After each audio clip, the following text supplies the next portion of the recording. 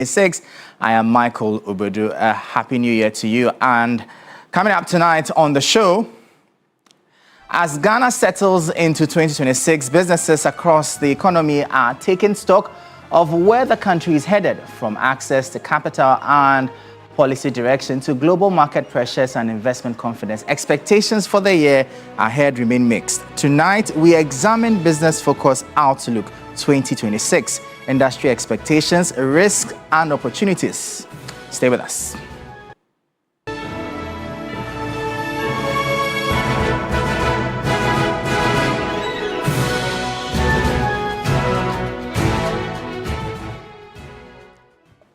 And well, you know, Business Focus is sponsored by EcoBank and Telecel. But before we delve into our topics for today, we'll turn our attention quickly now to the currency and the commodities market and bring you updates. Well, the dollar currently will be bought from you at 10 cedis 55 pesos, sold to you at 10 cedis 60 pesos. The pound will be bought from you at 14 cedis 31 pesos, sold to you at 14 cedis 32 pesos. The euro will be bought from you at 12 cedis 40 pesos, sold to you at 12 cedis 41 pesos. But we guided that these figures will be much higher at a forex bureau near you. On the global commodity front, the price of cocoa is at $6,053 per ton. It's up by some 3.1%. Gold is at $4,439 per ounce. The price is up by some 2.4%. Crude oil is at $61.62. The price is up by 1.43%. Now, on the Treasury bill front, the 91-day bill is at 11.11%. 182-day bill is at 12.55%. 364-day bill is at 12.93%.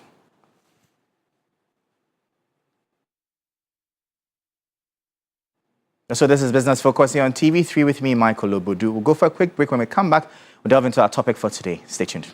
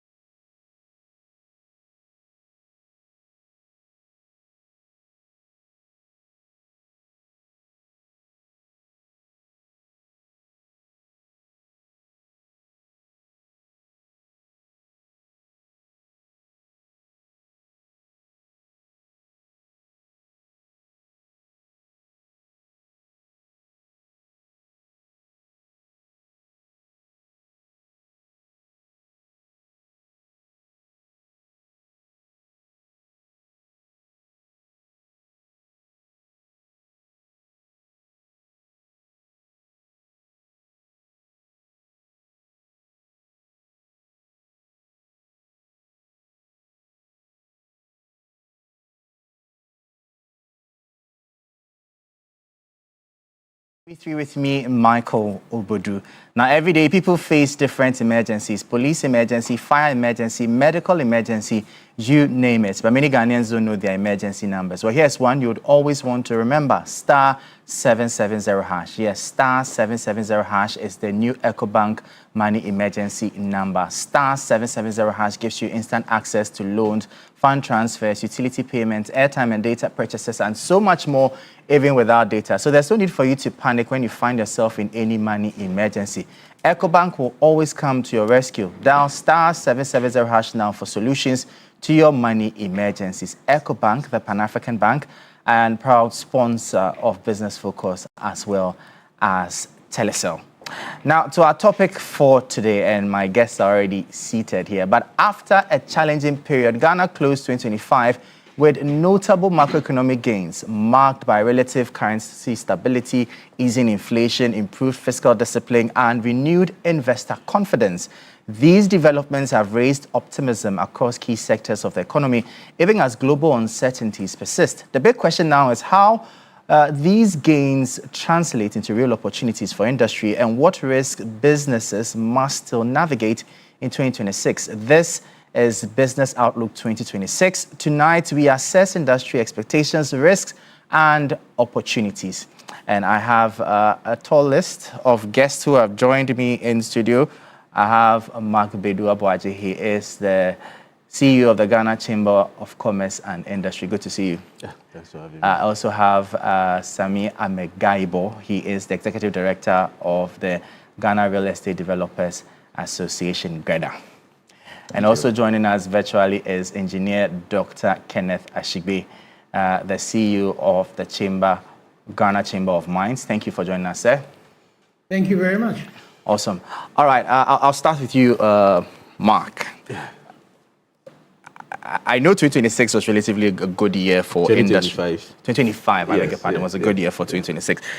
What are the prospects really for 2026? Well, of course, for businesses, we all been asking for a very good macroeconomic environment. And if you look at the numbers for 2025, I mean, if you compare for the past 5 years, for me, it was one of the best years, if not the best, in terms of the macroeconomic indicators and the figures that you mentioned. They were very good. So I think the foundation is now been set for us. And once we have that foundation, it's also behoves on businesses to take advantage of the environment that has been created to be able to build on this foundation. Obviously, the economy is still vulnerable to some extent, even though we have these good numbers. But I think that the businesses will now be able to perform creditably, given the fact that now we have policy rates coming down to 18%. We are hoping that it will further drop. The banks will also observe some level of reduction in the lending rate, not to the extent that we expect, because for policy rate to have dropped for about 10%, at least we expect the banks to also have a significant drop. But we are hoping that it will come down. Inflation, as at end of November, 6.3 is also very good. So we are hoping that the businesses will take advantage of this environment and grow as well.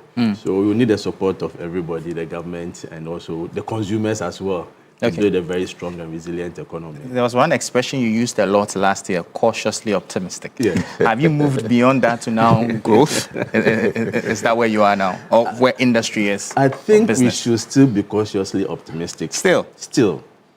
In the sense that I don't think that we've gotten to a level where we have a very resilient economy. The question I keep on asking is whether we have the buffers to withstand any external or internal shocks. These are questions we need to ask ourselves. So you sit down and you ask yourself, should we have COVID or something similar to COVID? Can we survive? And the answer is definitely no, because we've not built a very resilient economy. The things that we are importing, we are still importing them. And should COVID should come, and Ukraine says that we are not, or you are not able to import your rice, you still have these challenges that we had during the COVID time. Should we have any financial crisis that we had in 2007, or even the domestic one, I'm sure that we still will struggle. So even though we've made progress in 2025, I think that it's about time we now have to consolidate. and build the buffers to build a very strong and inclusive economy. I just hope that you remember that includes you, because all of this really evolves around industry. But we'll come back to you. Mr. Megaibo, what does 2026 really look like for the real estate industry? I'm sure at least you're happy about policy rates coming down in the likes. Exactly. And I agree largely with Mark for his submission. And I only want to say that from a builder's perspective, it seems we have been at the foundation for too long. If you look at our trajectory, you realize that we do so well within the space of a particular government. When they are heading towards the end of the year, things go bad. So the next government comes in and says that, oh, the economy is so bad. I've taken over, I want to see what I can do. Then after a year or so, they say, oh, we have tackled the difficulties and now we are on the sound footing. And that is where we remain. We continue to remain on sound footing in each particular government and they end. And so I think that is where the issue is. But last year looks good, and the promise for 2026 is very pronounced.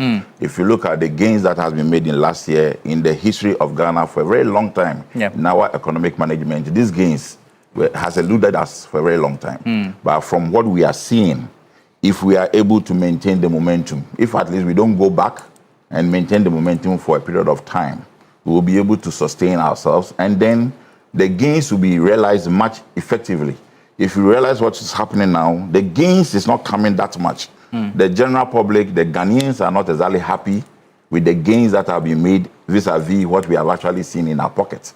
And it's just about the sustainability. People are still suspects about it. And so if we are able to sustain ourselves and then go further into this year, towards the end of the year, I'm sure there'll be a lot. No, it take a while. I mean, when it comes to housing, for example, I can straight away see that the purchasing power of the Ghanaian is better now than before. And I think that is a very remarkable achievement that we have gained. But let's poke a bit into 2025. Did you see any uptake in maybe in mortgages, in purchasing of homes last year? I Do you have any numbers to share? I don't have the numbers. Okay. I didn't speak to all the mortgage houses, but I had an extensive discussion with Republic Bank in particular. Okay. And they indicated that the mortgage is looking good. It's looking good. It's looking good. Fantastic. That's what we want to hear.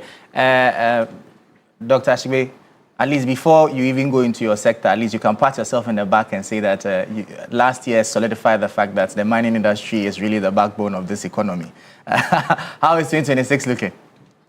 Well, thank you very much. I think it's important looking into 2026 to split it between the small scale sector and the large scale gold sector, because gold is the key. We have other minerals, but gold is the one that drives us. So for the small sector, and again, I would want to also associate myself with the points made by my two brothers, that we build a good foundation, and the macros are looking good. But again, we should be mindful of a couple of things. We are still in the IMF, working with the IMF, and the tendency most of the time, when we are within an IMF period, is we tend to be a lot more disciplined. We also have had very good commodity prices, so far as this year is concerned. But we definitely need to recognize the fact that the fiscal discipline, they're working together with the monetary and the fiscals have been helpful. There's been a lot more discipline. And, so we built on that goodwill that the government came into government with. And there's been a good uptick. And again, so agreeing with my brother Amaibo, we the engineers will say that, we need to get out of the substructure, into the superstructure and make sure that we can carry this thing beyond the 4 years. So coming to the mining sector, we've been blessed by, very good gold prices. You were quoting going above the 4,300. Even if you look into a lot of the predictions that have been made by various, houses, it looks like even in the bearish market, the minimum we should be looking at is 3,500. If you look at the bullish, that pushes us into the 4,000 and all of that. So that's good. So for the small scale sector, we should expect production not to depart from the recorded levels of 2025. Between 2.5 to 3 million ounces, we're sure we should be able to deliver that. However, a stronger cedi a fall in gold prices and a clamp down in illegal activities will pose a downside risk to the production expectations. And, for me, the other hat I wear, NIMOS being stronger, Gold Board also working on the issues of traceability. Those are downside risks that we need to look at. Also, the expected pricing policy of the Gold Board would have an important implication of the sector. But for the large-scale sector, we are expecting production to firm up around 3 million to 3.5 million ounces with a ramp in production by Newmont Ahafo North. They have just come up. Cardinal Namdini is also coming up, and that that is expected to make up for the decline in planned output of Damang. You know that in April, Damang will transition to the state, so it will take a while for it to ramp up. Then we also have Heath Goldfield that is also expected to continue, its effort to recommence production at the Bogoso Prestea mines. The significant pipeline project is also the Volta Gold project. Mine construction is expected to commence this year. We might not be able to see an addition to that. The Ghana Manganese Company also plan to ramp up their production to between 6 to 7 million tons this year. Bauxite will hover between 2.5 as well. But it is important as we look into all of this, that though we are outbeat, but we should bear in mind that this outbeat, environment, it's a reflection of the investment that have been done in prior years when the business climate for mining sector was fairly stable and predictable. However, the chamber expects that most large-scale mining will adopt a wait-and-see attitude towards investment in 2026. And the reason is because of the sharp outward revision of the sector's fiscal regime. You know that towards the end of the year, the royalty regulations was laid in Parliament, which effectively adds between 5 to 7% when it matures, which means that we'll see royalties going as high as to 12% of gross revenue from the 5. If you take today's gold prices, we'll be hovering around 11%. And we know the minister has told us that there's a conversation around taking GSL out and all of that. But it would, without it, it would mean that you'll be doing about 16% of your revenues will be taken even before cost. So a lot of the large-scale mines will be reconsidering their planned investments. But fortunately, the ministry, MINCOM, we are engaging with the chamber. We're hoping that we should be able to do something so that, what should happen is that as the price of gold goes up, this is an opportunity for the sector to bring in the very low-grade ore. Ores that you normally would not mine, because of the margins. Now with this margin, what we hope that government should be able to do is rather encourage the sector to be able to expand. Because again, even with the 5% royalties for government, it's a percentage. So the more that if you're able to ramp up your output and then the prices are good, then that gives government a lot more money. So we need to balance and find a sweet spot where government also gets a lot more revenue, but we continue to grow and projects do not suffer. Okay, but I know you've spoken about a number of other mining firms that will come on stream this year. But from what you said, do you see large-scale mining going back to surpassing domestic, local, artisanal mining in terms of outputs for this year? Do you see that happening? Well, you see, it would, if you take the mines that are coming up, we also would have to look at the downside of Damang that might go down for a while before ramping up again. And again, this wait and see. So again, it would depend on how government treats this royalty business. If this royalty business is not treated well and investments do not come, there are some of the mines who are preparing. You take the likes of Adamus, for example, they need about 100 million to do a large cutback. You take Precious, for example, they also need to do about the same number to be able to extend their life of mine. There's a lot of work that has to be done in that space. You take the likes of Asante, who are currently also in the market looking for revenue. In their BBNE mine, for example, they've been doing a lot of cutback. If, they're able to get the investments to come in, then they will go into actual mining. So it would depend. A lot of it would depend on how we handle these issues around the royalties, so that together we'll make sure that we are able to take advantage of the high gold prices by making sure that we ramp up production. All right. Thank you so much for that. I'll come back to you now in studio. Mark, from where you sit now, you've spoken about the positive indications from the macroeconomic side. But really, what would you say will be the biggest pressure facing businesses at the start of this year? No, I think for the start of this year, I think the utility. I knew you'd go there.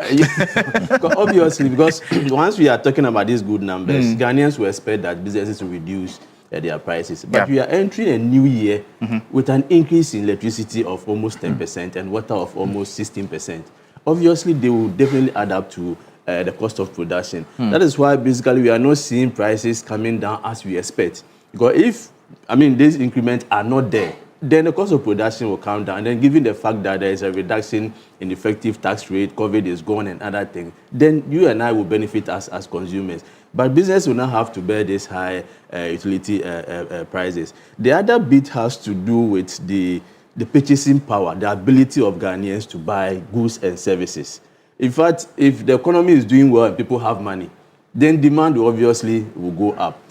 From last year up to this year, the fact that inflation had come down means that the purchasing power is going up. But people do not have enough resources, enough funds to be able to buy the goods and services. So I would expect that some of the policies, some of the projects, the infrastructure project and all that will put money in the hands of people should be implemented as soon as possible.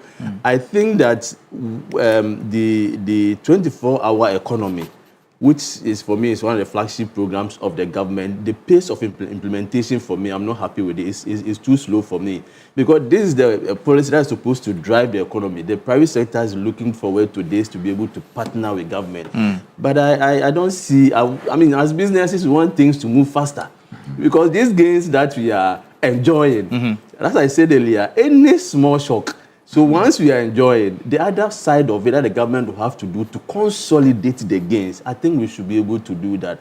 Now, after discussing with some of the businesses and the numbers, profits, people are now at least breaking even, others are getting close to making profit and other things. Though obviously, people, the 2026, will begin to invest more. With confidence coming back, external investors are looking to come to Ghana.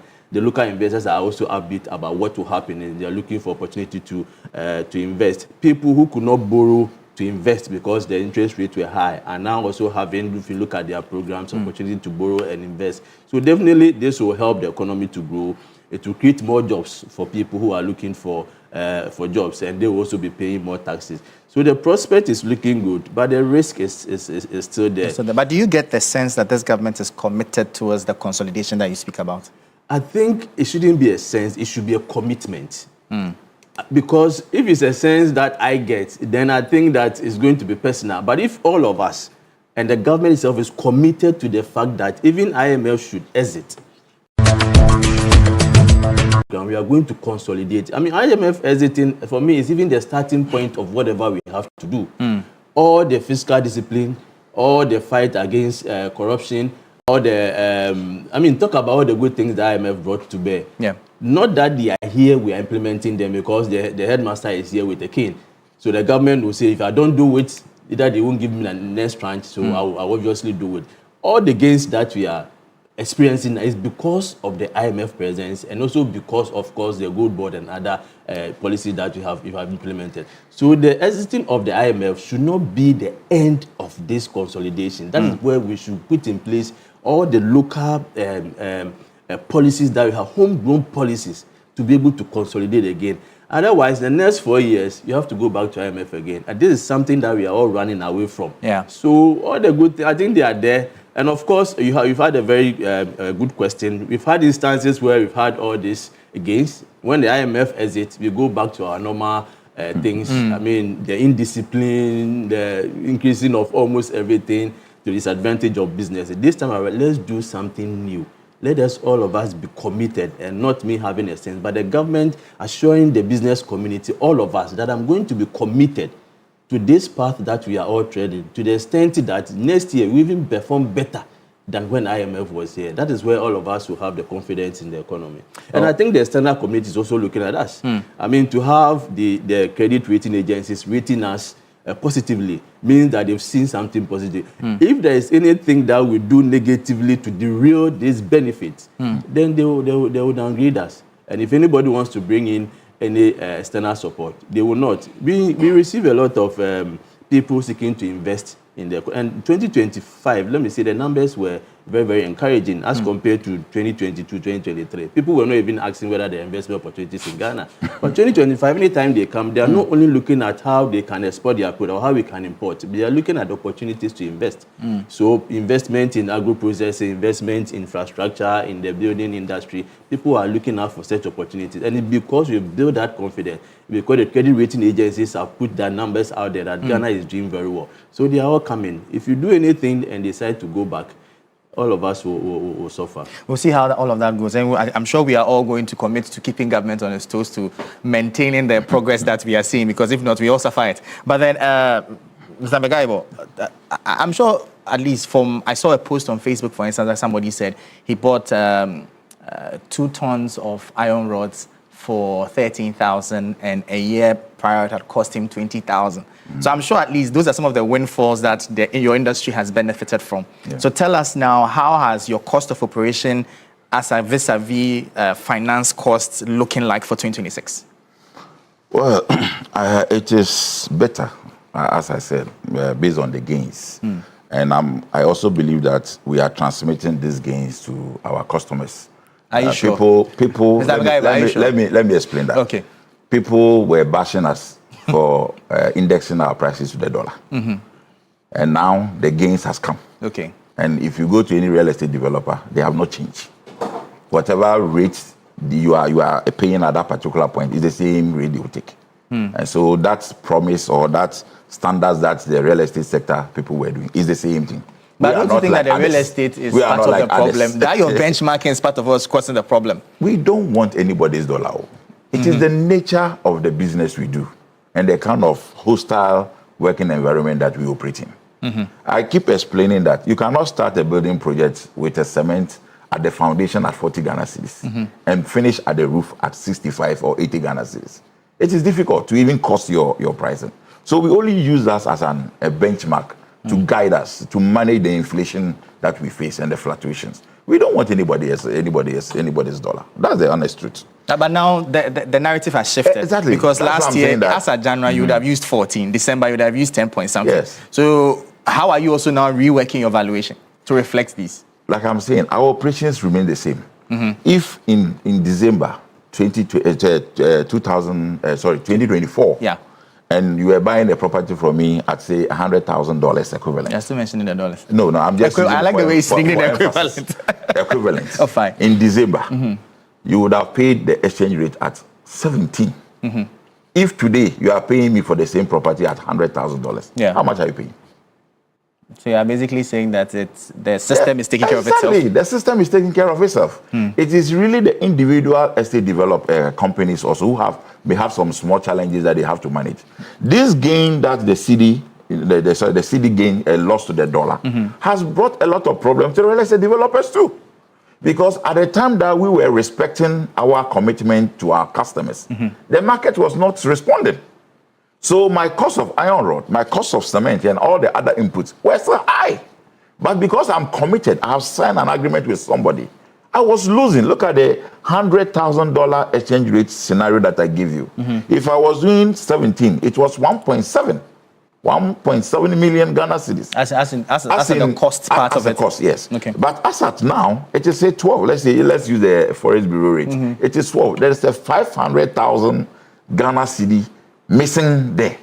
If I go out there to buy iron rods and the price is still as high as January or December of 2024, how do I sustain my business? But the next one you buy will be cheaper, so at least those are some windfalls. We are not dealing with the next one, we are dealing with replacement costs. I'm self-sufficient. I should be able to replace my costs. Okay. And so if the market does not respond to the gains, then that is where the problem is. But at least you've seen some. Oh, some yes, response, exactly. And I'm sure property buyers will admit also that they are also seeing it is reflecting in the sales and in the market everywhere. Yeah, but there are some concerns about cement manufacturers. I don't know. Maybe when we come back, you tell us more about that. But how's it faring? It's better now. It's better. You remember, we were very hard on them. I in particular, I didn't joke with them when they were not being reasonable. But I think the prices are coming down. Though we are not happy with the margin, but at least it's coming down. At least it's coming down. Okay, you're still watching Business Focus here on TV3. We'll go for a quick break. When we come back, we'll continue our conversation. Stay tuned.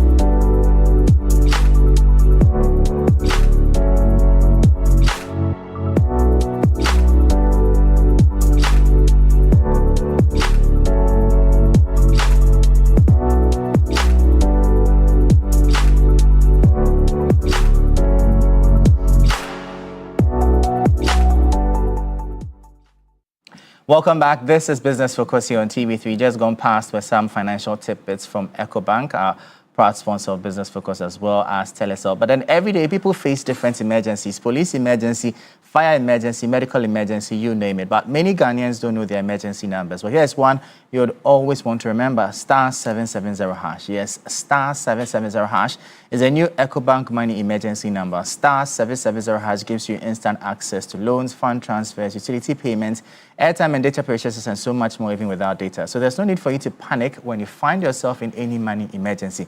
EcoBank will always come to your rescue. Dial *770# now for solutions to your money emergencies. EcoBank, the Pan-African Bank. All right, so some messages have come through. I'll read some of them. Please keep your messages coming through. You can send a message on all of our social media platforms. We are streaming on Facebook, on YouTube, and on X. One of the messages that has come through is, the greater man is absolute with his submission. The real estate guys are losing, but they can balance when the CD continue to gain or stabilize. That's from Engineer Mahama Abdullah. He's watching us. Thank you for sending that message. But I'll come back to you briefly, because a lot really depends on your industry when it comes to housing in the country, which is a big problem. Realistically, in 2 minutes, summary, how do we fix this thing? Affordable housing in Ghana. Because, and I speak for the average youth. I speak for the average youth here, because a lot of us salaried workers cannot afford the homes that are up for sale. Affordable is not affordable. Unfortunately. So, as you said, 2 minutes. Yes. Affordable housing is doable. I can promise you that it is doable. It doesn't happen out of the blue. Okay. You must engineer it, be timely, and there must be that commitment from both the state and the private sector. There are some aspects of cost that is directly from the private sector, and there is other costs that the state can intervene to bring some relief to the people. Okay. And one is land, access to land. We are all battling the land gas and all the hula baloo about how to obtain land. And government has a direct responsibility to be able to give encumbrance-free lands. We can't go into the details because of your time. Sure. However, I know it's possible. Where do we get our funding? All of us are competing with chicken importers and rice importers, whatever, for the same funds that is on the market. And we are much riskier to the banks. We are more riskier to deal with. So they don't listen to us as much as possible. Can't we have a housing fund where affordable housing developers can access fund which is cheaper than the commercial rate? It's possible, because the 2015 housing policy document that we all, in fact, I was the MC on that day, that we all agree and launched that document, is still lying there, and it's prescribed that we should have a national housing investment fund. Where is the fund?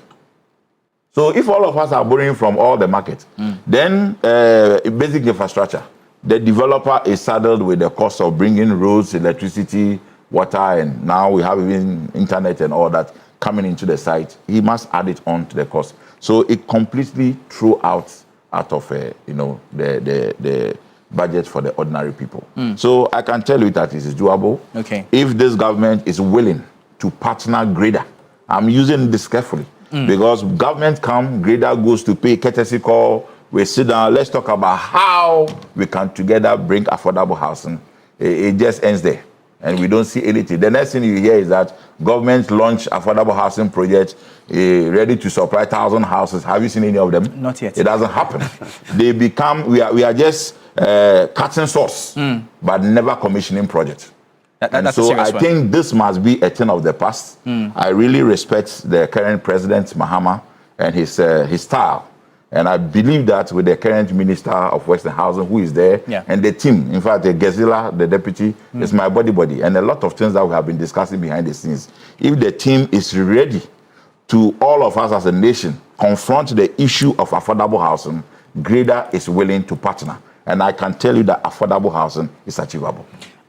For what I'm gleaning from what you are saying, you're basically saying government should focus on being an enabler. An enabler. Government should look. I think we should say the truth. Government has no business doing business.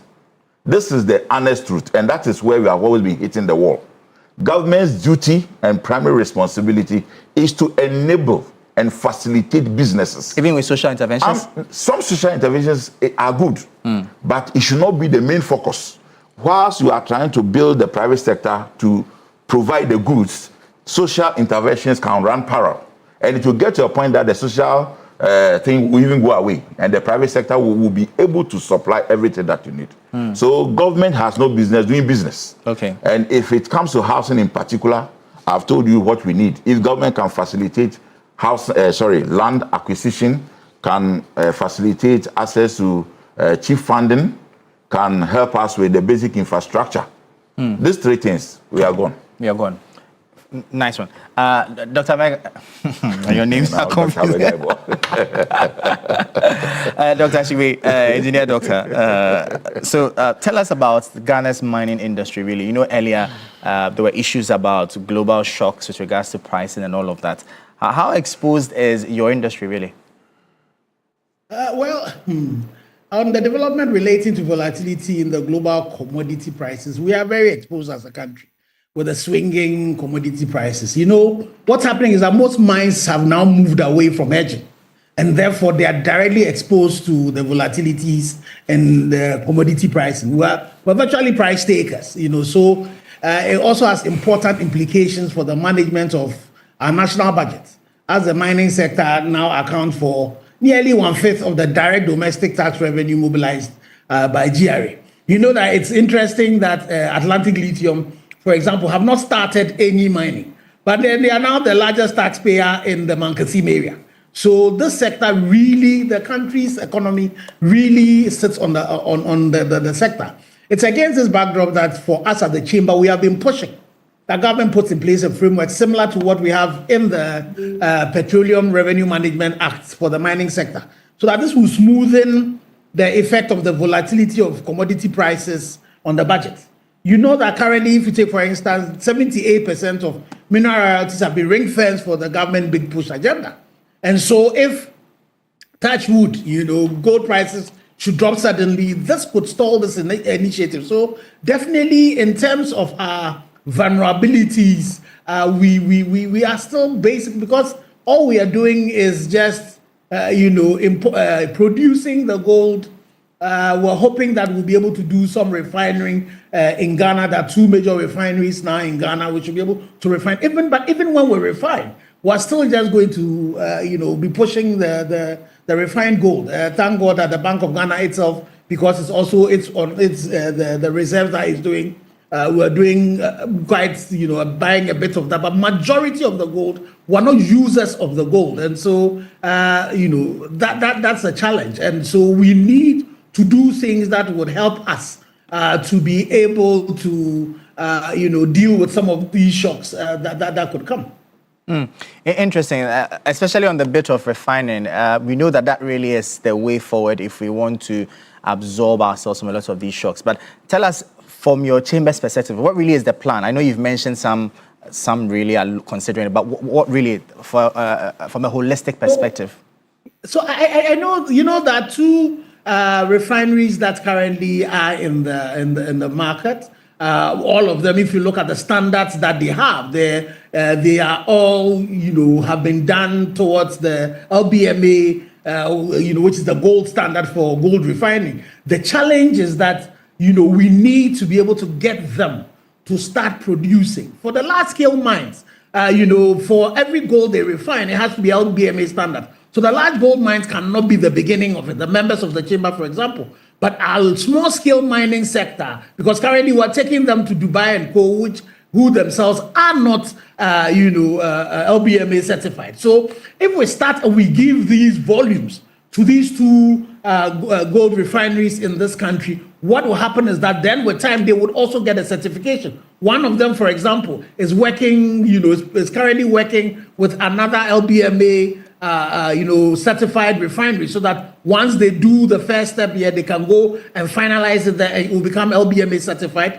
The other one is also planning to partner with another LBMA certified. So there are opportunities that are there, but beyond just the refining, what is it that we can do also in terms of the utilization, of the gold? And those are some of the challenges that we have as an industry. There's very little of that happening, but we need to start. We need to start with the issues of the refinery. And now that the small scale sector, the volumes that they are doing is really high, we then need to make sure that these small scale, local refinery are also refining. But it also means that they're the refinery themselves in Ghana. They also need to now become aggregators where they are buying for those, so that they can then be refining for those major buyers of the gold. Okay, thank you. Now to you, Mark. Talking about value addition, really, I think at least we all do agree that value addition is the way forward if you want to strengthen this economy. from industry perspective, what are your plans towards that? Well, I think this has been over the years. We've been saying there's a need to add value. So most investors are ready for that. Sometimes it's the support, the money to invest, the environment in itself in terms of where you can get money, the interest rate and other things. But what we have seen, I think that people are now beginning to veer towards adding value. And that is the way forward. In 2026, I will be very happy to see our growth coming from the manufacturing sector and the agri sector. That is the only way we can build resilience and buffers to withstand shocks. That will require that the government also have to come and support the businesses. Now, if you are doing a 24-hour economy where you yourself, you don't have the resources, you need the private sector to partner with. Development and manufacturing is all about partnership. Countries that are doing well because they were supported by the government. I was listening to a video where our neighboring countries, a whole president called somebody and asked, why is it that we are importing cement? What can you do as a main importer of cement to be able to produce the cement in our country? The government said, I will support you. The government supported that individual, that company, and now they are manufacturing cement and they are now exporting some to us. Why can't we identify businesses that will have the potential to add value to these raw materials and say that even if you don't have the resources now, government will support you with a low interest rate for you to start producing. Once you are able to stabilize, you are able to stand on your feet, then obviously you have to pay for the facility. I think there was something like that with the one district, one factory, but the people didn't get the money. Even the support that they promised that they are going to give to them, that support didn't come. So we need to look at the structure and how we can support businesses. I'm sure that, and I'm very confident and very that if we support businesses, give them the necessary support in terms of resources, in terms of creating the market also for them, then obviously the businesses will also take advantage of. And government being the major purchaser of all goods and services. Government says that we are producing this and I need it, and I will purchase even 70% of what we are producing. You are directly creating market for the business, and then they will get revenue to expand. So it's supposed to be a partnership between government and the businesses. Okay, that's when we are running out of time. But then, in summary, Mr. Megaibo, which property segment will perform best this year from real estate perspective? Then you end with a final one. In one sentence, what should businesses plan for in 2026? So 2 in 1. Okay, so it is always the fact that affordable housing is the hugest market we have. Okay. It's the biggest market we have. That is where we are unable to satisfy. So if you ask me, I'll say yes. Affordable housing will do well this year. Housing, Why? Yes. Because that is where the demand is. What has changed that will make it do well this year? We want to know if you have the answer. Let's work together. So in one sentence, what should businesses plan for in 2026? Well, we should be ready to support government policies, support ourselves, and ensure that there is sustainability in the gains that we have made. It is the sustainability that will move us to the next stage so that we don't continue to build foundations. All right. Thank you, Mr. Megaibo. Hey, I'm sorry. Your name's Doc, let me just come to you. In one sentence, what do you think businesses should plan the most for 2026? Well, I think we need to take advantage of the opportunities that are coming, with the strengthening of the macroeconomic indicators and all of that. We need to, again, as businesses, we need to take off the kalabule mentality a bit, and let the effect of, the strengthening of the CD, the stable economy and all of that be able to reflect.